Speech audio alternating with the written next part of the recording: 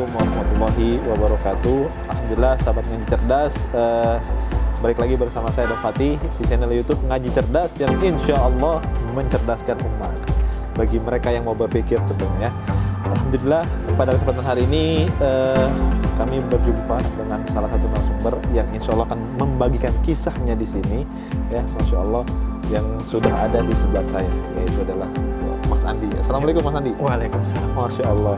Maaf nih agak telat tadi perjalanan. Oh iya, nggak apa-apa. Tapi datang dari jam berapa di sini? Tadi sih nyampe sini sekitar jam 2 ya. Berangkat dari rumah jam berapa? Berangkat dari rumah tuh jam setengah 11. Setengah 11. Diantar sama Mas Coki. Sama Mas Coki tadi. Itu 2 motor apa sih? Satu motor. Satu motor ya. Baik ya. Mohon maaf sekali lagi atas mungkin ketidakinian ya. Iya, nggak apa-apa. Nah, tapi ini izin nih pada kesempatan hari ini saya pengen tahu bagaimana kisah hijrahnya, kabarnya mualaf berapa tahun? Udah kurang lebih 1 tahun ya. 1 tahun. Iya. Dan ini Ramadan yang berapa? Ini Ramadan yang kedua. Oh, masya Allah. Senang ya? Alhamdulillah. Allah Akbar. Nah, apa namanya? Kalau boleh tahu, dulu tuh agamanya apa? Dulu saya dari keluarga besar itu Katolik. Ya. Keluarga besar itu semua Katolik. Tapi setelah beranjak dewasa, saya pindah ke Protestan. Oh, kok bisa pindah itu? Gimana ceritanya? Ini menarik. Ini unik kali ya. Iya. Jadi memang pada saat ibadah itu, ini sih mungkin dari pribadi saya aja, dari hati saya merasa kayak ada yang kurang nyaman gitu di hati saya pada saat saya beribadah. Seperti mohon maaf gitu kan, ada atribut-atribut patung dan sebagainya. Tapi ini dari sisi saya secara pribadi ya. Akhirnya saya mencoba mencari kebenaran, kok kayaknya agak bertentangan dengan Alkitab itu sendiri. Oke. Ya.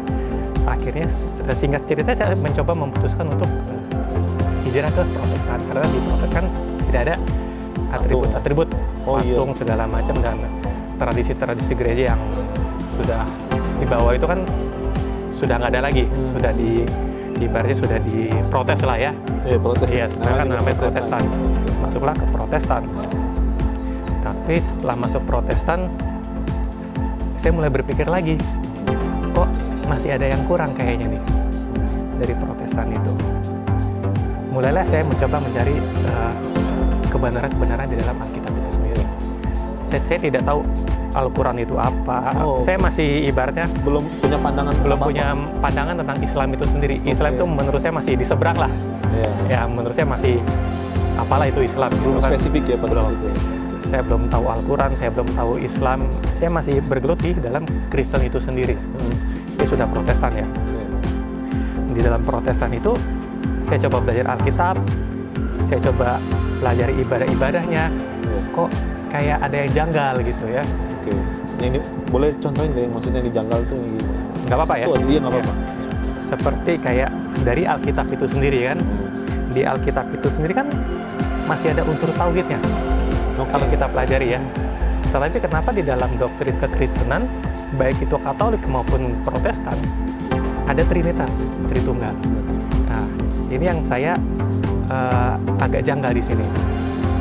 Lalu yang kedua dari hari raya ibadah, seperti hari Minggu, hari Paskah, hari Natal, itu tidak pernah diperintahkan secara langsung di dalam Alkitab. Ya, hari raya hari Minggu, ibadah raya setiap hari Minggu tidak pernah diperintahkan. Hari raya Paskah pernah diperintahkan, tetapi tata cara ibadahnya tidak sesuai dengan apa yang Alkitab sampaikan.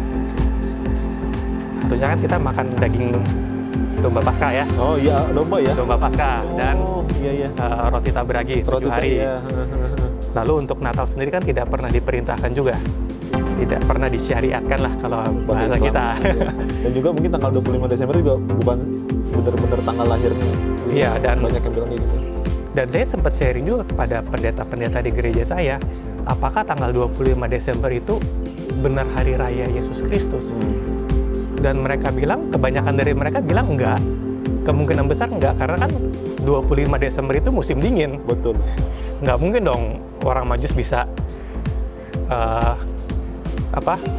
pergi ke tempat Yesus lahir, ke Bethlehem gitu kan. Betul, Bethlehem. Ibaratnya seperti itu. Nah, dari situ saya mulai mencari nih. Nah, oke. Karena ada kejanggalan, saya mencari ada Islam nih. Apa sih yang Islam katakan? Oke, tapi mohon maaf ya, berarti nggak ada pandangan apa-apa nih terhadap Islam. Mungkin kan banyak orang yang mungkin frame ya, bahwa Islam itu begini, begitu. Awalnya ya. Oke, gimana? Waktu masih Kristen, saya menganggap Islam itu nggak jelas, keras gitu kan, teroris. Pasti. Tetapi setelah saya pelajari, ternyata itu hanya di media saja. Pada saat praktek di lingkungan nggak semua seperti itu, ya nggak. Kita taunya di media nih, oh ada umat Islam rusuh, ngebom, demo. Kita tahu selingkup medianya aja kan.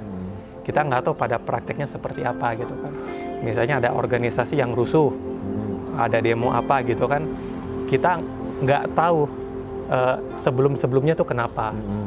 Padahal kan kalau kita pelajari lebih lanjut ada tahapan-tahapannya. Iya, nggak ujuk-ujuk langsung, langsung demo, langsung rusuh. Enggak.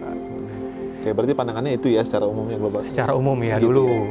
Nah, akhirnya ke-trigger ke Islamnya gimana ceritanya? Atau mungkin kenapa harus Islam gitu ya? Ya, karena awalnya karena kejanggalan itu. Saya merasa, tadi ya. ini agama yang saya anut nih bener nggak sih? Karena konsekuensinya, kalau saya sampai salah pilih, akibatnya itu kan di akhirat selamanya. Kalau sampai saya salah pilih, berarti saya nggak boleh salah pilih dong. Ya, apakah ini yang benar atau ini yang benar? Gitu. Konsekuensinya di neraka selamanya. Iya, betul. Itu yang jadi pertimbangan saya. Dan terus terang saya takut gitu. Makanya saya mencoba mengeluarkan doktrin saya dulu. Sebagai seorang Kristen, sebagai seorang Nasrani, saya buang doktrin saya dulu. Saya lihat dari dua sisi. Ada Nasrani, ada Islam. Menggunakan akal sehat. Ya, kita gunakan akal sehat dulu deh. Ya. Kira-kira mana yang benar, mana yang salah. Ya. Dari situ. Dan saya juga berdoa, ya Tuhan, masih Tuhan kan? Si Tuhan ya. Ya Tuhan, itu saya doanya pakai Allah kan? Allah Abraham, Allah Ishak, Allah Yakub. Tolong kasih saya petunjuk mana yang benar. Gitu. Akhirnya seiring berjalannya waktu, saya coba pelajari. Dari sisi Alkitabnya saya pelajari, dari sisi Al-Qurannya juga saya pelajari. Dari sisi Al-Quran saya pelajari, tidak ada yang salah dari Al-Quran itu sendiri. Terus, kalau seandainya Al-Quran itu nggak salah, berarti saya nggak punya alasan untuk tidak masuk ke dalam Islam. Mulai dari situlah ke-trigger. Akhirnya coba lihat YouTube, kajian-kajian, ada ustadz-ustadz yang besar gitu kan. Dan kajian-kajiannya itu bukan kajian tentang mualaf atau segala macam, tapi tentang Islam itu sendiri. Misalnya dalam kehidupan beragama, kehidupan bersosial. Dan saya melihat nggak ada yang salah. Apa yang salah gitu kan? Tetapi dulu pada saat di Kristen kayaknya Islam tuh kayaknya salah gitu kan, sesat, dan mohon maaf gitu ya dari sudut pandang dulu sebagai seorang Kristen. Tapi setelah saya lihat nggak ada yang salah. Terus apa alasan saya untuk tidak masuk Islam gitu? Akhirnya mungkin kalau boleh tahu nonton Ustadz siapa pada saat kalau YouTube masih ingat nggak? Masih ingat ada beberapa tapi mungkin nggak perlu disebut kali ya. Iya. Oke. Mungkin ada ya. Kalau disebut orang pasti tahu lah. Ustadz ini pasti tahu. Memang itu pentingnya mungkin media sosial ya. Ya. Jadi ini pelajaran penting nih buat mungkin kita semua ya, bahwa media sosial itu penting ya untuk disebarluaskan dakwah itu. Betul. Salah satunya nih Mas Andi nonton gitu. Iya, dan entah kenapa lagi buka YouTube tahu ada kajian Ustadz siapa gitu kan, kajian Ustadz siapa. Oke. Akhirnya memutuskan untuk nah itu perjalanannya untuk ikrar syahadatnya gimana nih? Atau di mana dan kemudian apa, mungkin ada dramatisnya atau gimana? Ada pergumulan dulu kan dalam mencari kebenaran kan, kita waktunya kurang lebih lama, kurang lebih setahun. Sempat apa ya, bimbang gitu kan, masuk Islam bener nggak nih gitu kan. Akhirnya kita mantepin dulu, cari fakta-faktanya, fakta tentang Kristen, fakta tentang Islam, lalu dari Alkitab itu sendiri, dari Al-Quran itu sendiri, dari syariat-syariatnya sendiri kan, hukum-hukumnya sendiri. Kayaknya singkat cerita sudah mantap lah di Islam gitu kan. Setelah sudah mantap, barulah mulai pengen syahadat. Ada dorongan itu. Dorongan. Dan memang sempat ada kisah unik juga. Saya sempat pengen minta satu tanda gitu. Nah, saya udah mantep nih pengen masuk Islam. Ya Tuhan tolong berikan satu tanda deh, satu tanda kalau emang ini yang benar gitu. Akhirnya saya cerita nggak apa-apa ya. Akhirnya satu ketika di kantor lagi ngobrol-ngobrol, teman saya habis sholat asar, papasan sama saya nyeletuk aja, "Di, kamu nggak sholat?" Apa? Teman kantor. Teman, oke. Teman kantor. Habis sholat asar selesai, papasan sama saya, dia nyeletuk, "Di, kamu nggak sholat?" Ke-trigger deh. Masya Allah, padahal belum. Secara akal sehat kan nggak mungkin ya. Iya. Orang Muslim ngomong ke orang Kristen seperti itu, kan nggak wajar gitu kan. Mungkin ini tanda. Akhirnya pulang ke kerja, saya ngomong sama beliau, "Pak, saya cerita, saya cerita yang tadi gitu cerita ya. yang tadi begini-begini." Terus saya bilang, "Pak, saya pengen syahadat." Insya Allah. Akhirnya sama teman saya itu besoknya langsung dibawa ke Sunda Kelapa. Besok dibawa ke Sunda Kelapa sama beberapa teman, ditemani 3 orang. Ketemu sama Ibu Fatimah di sana. Langsung diurus administrasi segala macam. Saya syahadat. Gimana tuh pas pikiran? Mungkin perasaan ataupun gemeteran. Iya, kan konsekuensinya harus meninggalkan Tuhan sebelumnya nih, harus meninggalkan semua doktrin. Itu gimana tuh perasaannya? Waduh, nggak bisa diungkapkan itu ya. Apalagi pada saat syahadat itu kan benar-benar kayak, wah, luar biasa lah. Dan emang Ibu Fatimah emang salah satu banyak sekali mensyahadatkan orang ya. Kalau saya lihat ya.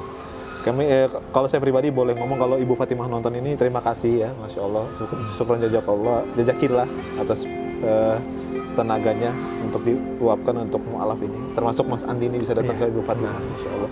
Saya kenal dekat Insya Allah dengan beliau, sering beberapa mampir juga, kira syahadat di sana ya. Dan biasa kan ada program ya, kalau di Sunda Kelapa itu kan ada program.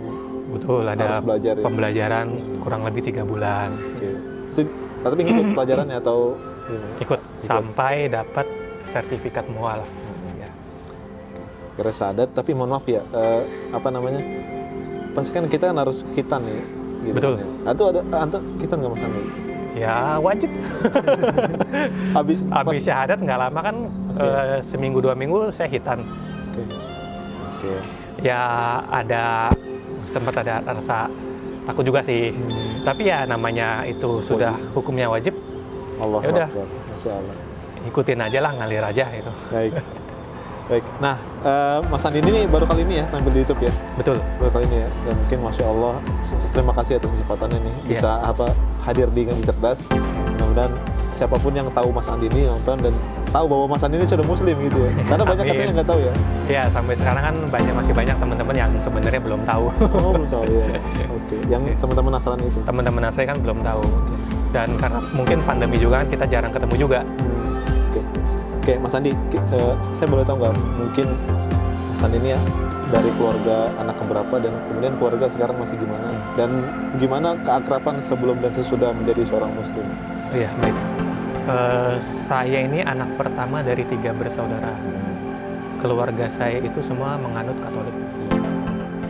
Dan kehidupan sebelum mualaf dan sesudah mualaf, ya biasa aja.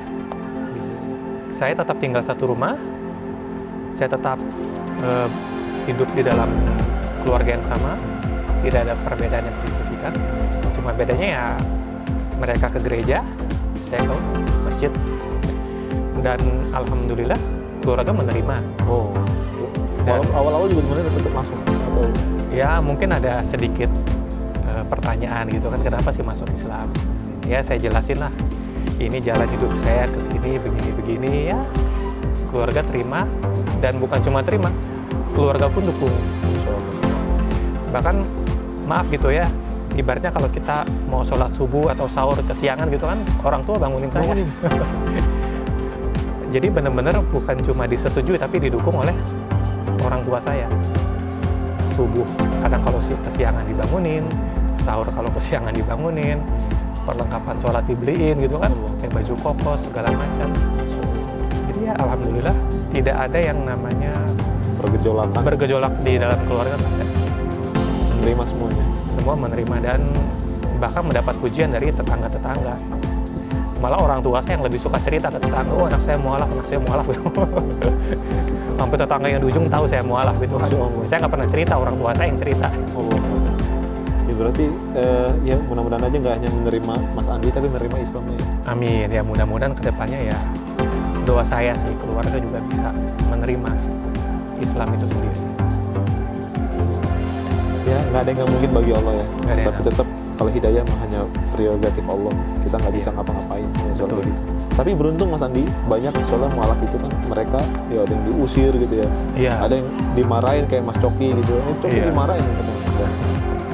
Tapi untungnya masih sekarang udah gabung lagi.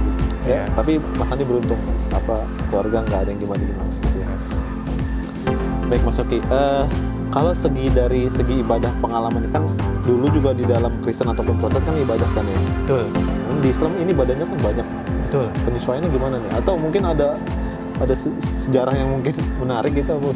Justru menarik karena di Islam ini saya merasa ibadah itu lebih ibadah. Iya. Ya. Dulu waktu saya di Nasrani, mohon maaf ya, saya ibadah kan cuma seminggu sekali. Seminggu sekali 2 jam, ya cuma 2 jam gitu kan.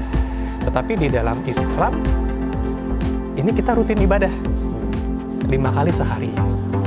Dan mohon maaf gitu kan, di Islam satu hal yang menarik hati saya itu adalah pada saat sujud. Nah, sebelum masuk Islam, waktu masih bergejolak gitu kan mencari kebenaran, saya perbandingkan gitu kan, saya melihat orang-orang Islam nih, muslim-muslim nih, mereka begitu rajin dalam beribadah. Walaupun nggak semua ya, ada yang mungkin kurang rajin. Tetapi sebagian besar mereka rajin ibadah 5 kali dalam sehari. Terutama subuh, gelap-gelap sudah ke musola, ke masjid gitu kan. Nggak sembarang itu ibadahnya. Kenapa mereka bisa begitu rajinnya ibadah? Sedangkan saya yang ibaratnya sudah dengan tanda kutip menerima keselamatan gitu ya pada saat itu, ibadahnya kok cuma seminggu sekali. Sembarangan lah istilahnya. Masuk tempat ibadah pakai kasut gitu kan. Kita mau pakai kaos celana pendek juga ibadah masih sah gitu. Tetapi di Islam ada syariat-syariatnya. Saya lihat orang Islam ibadah nggak sembarangan. Sebelum ibadah mereka bersuci. Nggak sembarangan, ada tata caranya gitu ya. Pakaian menutup aurat gitu. Dan tata cara ibadah juga semua jelas gitu ya. Nggak sembarangan. Dari situ saya mulai perhatikan, ini mungkin ini yang namanya ibadah ini. Terutama pada saat sujud itu kan. Dan orang Yahudi pun, mohon maaf kan mereka ada sujud kan? Ada sujud. Ada sholat dengan syariatnya Musa, syariatnya mereka sendiri. Dari itulah tergerak, wah ini nih ibadah. Dan pada saat masuk Islam pun, saya juga merasakan, ya ini ibadah gitu. Kita sholat, kita sujud gitu kan. Dan mohon maaf kalau saya perhatikan, ketika saya melihat umat muslim sendiri kan mereka lebih mirip Yesus gitu kan. Perilakunya. Iya, pakai gamis gitu kan, berjenggot, sunat. Dari syariat-syariatnya kan umat Islam ini lebih mirip Yesus ketimbang saya. Nggak makan babi gitu ya. Nggak makan babi gitu kan. Juga, ya gitu banyak sekali. Iya, ya dari situlah tergerak, pelajari Islam segala macam, akhirnya masuk Islam. Iya. Tapi nggak ada yang sulit sama sekali ya? Nggak ada yang sulit. Memang pada saat awal mau syahadat ditanyain, ini motivasinya apa nih masuk Islam? Oh iya, baik. Ibadahnya susah loh. Apakah karena wanita? Apakah karena harta? Apa karena jabatan? Saya bilang saya nggak ada pikiran ke sana. Saya cuma pengen nyari kebenaran. Saya nggak mau salah pilih. Kalau saya pilih, konsekuensinya selamanya di neraka. Ya alhamdulillah saya sekarang sudah menemukan kebenaran. Ya, berarti sesulit apapun ibadah yang Allah perintahkan tetap dijalani ya, karena konsekuensinya tadi. Ya. Iya, selamanya itu konsekuensi. Mau sesulit apapun ya kita jalanin aja. Terutama yang wajib ya. Kalau yang sunnah mungkin ya bisa menyusul ya. Bisa menyusul bertahap gitu kan. Tapi yang wajib ya ayo kita kejar gitu. Baik, Mas Andi ini, gemeter lu, saya merinding ya Masya Allah. Saya juga Ya, gemeter. tadi Mas Andi sempat bilang bahwa sujud itu benar-benar ya menandakan bahwa kita tuh benar-benar tunduk sama Allah ya. Kita bahkan kita nggak tahu nih Allah tuh, kita nggak ngerti wujudnya tuh gimana kan. Iya. Tapi apa namanya, kita mau sujud, umat Islam tuh mau sujud sama Allah. Betul. Gitu. Dan uniknya, apapun status orang, apapun jabatannya, berapa banyak uangnya dia miliki, sujudnya tetap sama kan? Mau di depan, mau di belakang, tetap sujud. Mau dia staff, mau dia manajer, mau dia kuli bangunan, tetap sujud. Nah itu seragam gitu kan. Nah inilah ibadah. Kita nggak di ibaratnya reserve kursi di depan atau saf depan khusus ini. Iya. Semua sama di hadapan Allah Subhanahu. Allah Akbar. Kabarnya kalau manusia itu punya letak tahta tertinggi adalah kepala ya, kehormatan Iya. manusia itu kan di kepala ya. Iya. Maka ketika Allah perintahkan langsung sujud langsung. Iya. Untuk menandakan kamu tuh nggak ada apa-apanya sama saya. Betul. Iya. Masya Inilah kenikmatan ibadah kita kan pada saat sujud itu. Allah. Jadi kalau misalnya banyak yang bilang apaan itu sujud segala macam ya, nungging ya ente salah gitu ya. Kita itu justru menaati perintah Allah. Allah itu maha besar, dan juga Allah mengatakan bahwa auzubillahi minasyaitonir rajim, innani anallah la ilaha illa ana fa'budni wa aqimus sholata li dzikri. Kata Allah, sesungguhnya saya ini adalah Allah, tidak ada Tuhan yang layak disembah kecuali saya, dan maka sujudlah kamu kepada saya. Dan for informasi bahwa nggak ada satupun Tuhan, hatta itu termasuk Kristen ataupun Protestan, Tuhan Yesus itu sendiri yang mengatakan, Yesus tuh nggak pernah mengatakan bahwa dia itu adalah Tuhan dan sujudlah kepada dia. Nggak ada, bener nggak? Betul. Dan itu juga udah saya pelajari dari sejarah-sejarah kekristenan itu sendiri. Nggak ada kan ya? Nggak ada. Dan bahkan konsep Trinitas itu kan mungkin teman-teman yang udah mualaf, yang udah berpengalaman, yang lebih berilmu lah. Kita sama-sama tahu bahwa konsep Trinitas itu kan jauh sesudah Yesus. Itu abad kedua, abad ketiga baru ada konsep Trinitas. Dan itu bahkan yang menyelenggarakan kekaisaran Romawi. Tapi mungkin kita nggak jauh ke sana lah ya. Gitu ya. Tapi ini bukan berarti Mas Andi ini menghina atau apapun. Ini kan sesuai dengan pengalaman gitu ya. Dan teman-teman yang mungkin yang non-muslim juga boleh cerita bagaimana pengalaman murtadnya gitu, ya terserah ya gitu. Iya. Kita juga sama cerita aja, nggak ada bermaksud apa-apa. Cuman kalau dikatakan agama yang paling benar mana, yaitu adalah tetap Islam. Kita harus wajib dong. Baik Mas Andi, mungkin kalau Mas Andi punya pesan-pesan nih buat sahabat semua, sahabat ngaji cerdas, baik mereka yang sudah muslim ataupun mereka yang mualaf, mungkin kira-kira mau pesan apa motivasinya? Sudah mualaf ya? Iya. Iya. Mungkin bagi teman-teman yang sudah mualaf, ya mari kita tingkatkan ibadah kita lebih mantap lagi supaya kita tetap ibaratnya istiqomah ya. Tetap belajar, jangan pernah berhenti untuk belajar, jangan pernah lengah, tetap rajin ibadah, dan insya Allah kita akan menjadi yang lebih baik lagi gitu. Amin. Dan mungkin untuk teman-teman yang sudah muslim atau teman-teman yang lebih berilmu lah dari saya, mari kita pererat persaudaraan kita. Karena saya sebagai mualaf, dari sisi saya sebagai seorang mualaf, seorang Islam yang baru, banyak perbedaan antara umat muslim.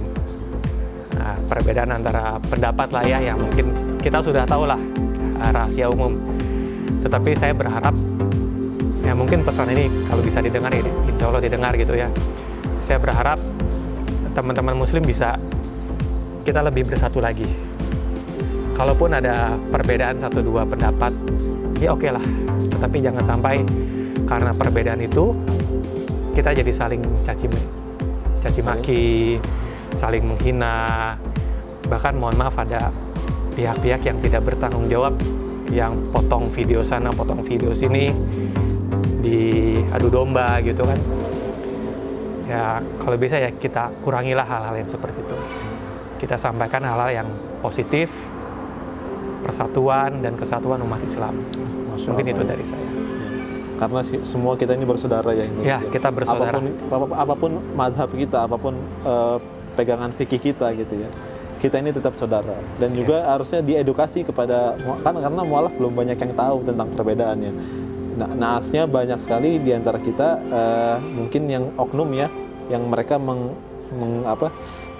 menyebarluaskan tentang perbedaan pendapat ya. Seharusnya jangan. Kalau kita sudah pegangan fikih ya sudah pegang saja fikih itu dan tanpa harus menyalahkan fikih orang lain seperti itu. Betul. Karena kan perbedaan adalah rahmat ya. Betul. Ya. Jangan sampai nanti yang pengen mualaf jadi bingung nih. Jadi, iya. Ini kok ulamanya pada beda pendapat, gitu ya. bertengkar. Wah.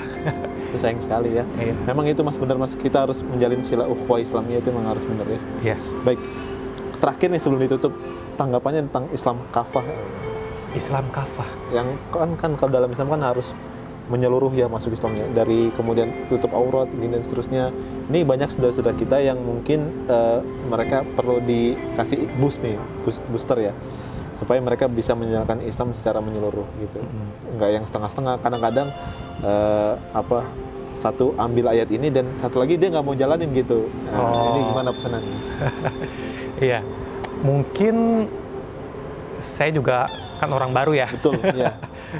Mungkin ya ada baiknya kita pelajari secara keseluruhan. Kita pelajari dulu, baru kita ambil kesimpulan. Yeah. Jangan terbalik. Kita simpulkan dulu, kita ambil yang mudah, baru kita pelajari. Nanti jadinya kita comot-comot. Nah, nanti di situ kita jadi bisa ibaratnya tersesat. Nah, kalau bisa kita pelajari dulu keseluruhannya, kita ambil kesimpulan. Betul, iya. Jadi jangan sampai ya tadi yang seperti Mas Andi bilang ya, jangan sampai comot ini boleh diambil gitu ya. Kita bilang enak-enaknya aja nih, comot ini. Iya, jangan gitu, karena Islam itu nggak ngajarin seperti itu ya. Betul. Islam itu bukan hanya sekedar mengatur sebuah ibadah, tapi juga Islam mengatur sebuah apapun itu ya. Iya, kehidupan itu sendiri. Iya, kehidupan itu sendiri. Bahkan hebatnya yang saya salut Mas Andi, Islam itu ternyata bisa dipakai aturan oleh siapapun. Betul. Termasuk bukan orang Islam, maksudnya terserah gitu. Iya. Kayak misalnya nggak riba, itu kan kalau diterapkan misalnya gitu, iya. Bagus ya? Sangat bagus. Bagus. Apalagi kan syariat-syariat Islam ini sangat lengkap. Iya betul. Dari kehidupan kita pribadi di rumah sampai ke pemerintahan, lengkap ya. Dari atas sampai bawah itu ada hukumnya ada gitu. Masya Allah. Tinggal kita aja hidup bermasyarakat mau mengaplikasikannya atau enggak gitu kan. Betul. Mohon maaf gitu, ibarat kita mau cebok aja ada tata caranya gitu kan. Itu diajarin nggak di agama? Wah, kan hukumnya agak ini ya kalau di Nasrani. Ya. Tapi itu sunnah hukumnya ya, Masya Allah. Ya. Iya. Jadinya sunnah. Ya kan? Pahala dapat gitu. Iya betul. Masya Allah. Tadi bener sempat bilang tadi Mas Andi bilang bahwa ya banyak aturan ya, dan itu bisa diterapkan. Betul. Dan memang yang bikin saya menarik di Islam itu syariatnya itu sendiri. Mungkin orang agak aneh gitu. Loh kok hukumnya kan ribet gitu. Iya. Tapi kalau kita lihat hukumnya begitu bersih orang Islam gitu. Allah. Mau sholat gitu, bersuci. Mau bersuci cebok maaf ya, ada tata caranya. Pakai baju ada tata caranya gitu kan. Mau sholat juga kan tata caranya, pakai baju yang bagus, rapi, pakai minyak wangi segala macam. Luar biasa. Bermasyarakat pun demikian ya. Bermasyarakat, bersosial, kita harus saling mengasihi. Hukumnya itu hukum kasih. Kasih yang paling kasih siapa nih? Waduh.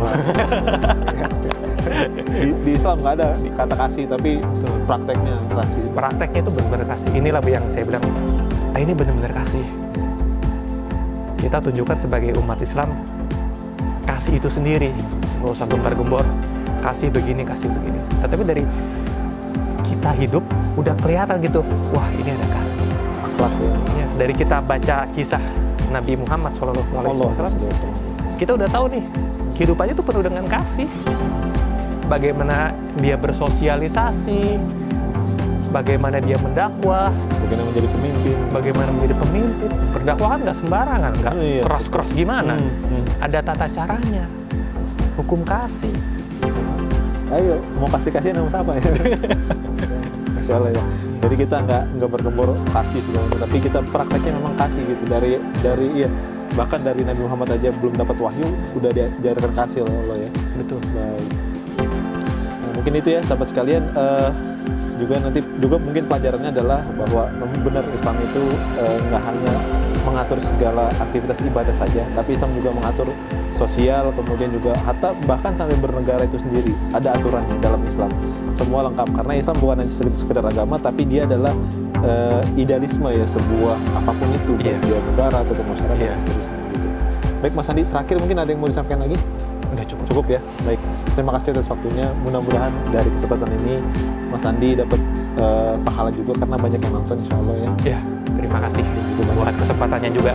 Udah diundang di ngaji cerdas, cerdas. Jadi cerdas ya. Masya Allah. Mudah-mudahan Mas Andi istiqomah selalu. Amin. Kemudian Mas Andi diberkahi sama Allah. Amin. Kesehariannya dan diberi kemudahan segala hal sesuatu. Amin. Dan juga saya doakan mudah-mudahan Allah berikan segera pasangan hidup. Amin. Insya Allah. Mohon maaf ini bukan promosi tapi ini hanya mendoakan saja gitu. Iya, siapa tahu ya.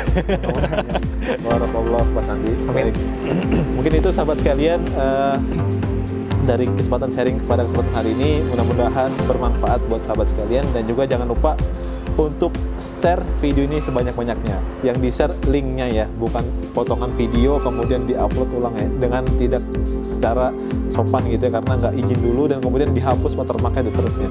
Ya, jadilah muslim yang baik dengan berkarya dan berdakwah sesuai dengan kemampuan kita masing-masing. Mudah-mudahan itu.